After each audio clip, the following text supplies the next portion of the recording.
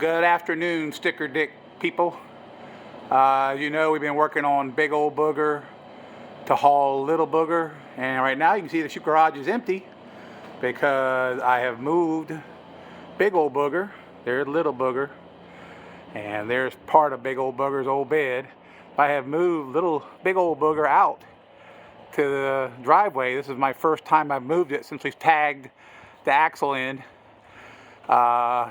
We got Michael Barry coming over tonight to weld in the axle and the cross member and all, but it looks like, just at least on the driveway test, it's going to work.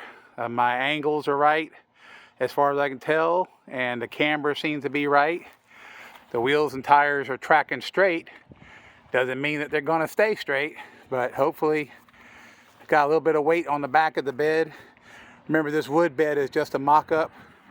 The actual ramp's going to be made out of aluminum. We're going to have an airbag system on it to help support the weight of Little Booger. But anyway, as you can see, it's come a long ways in just a week.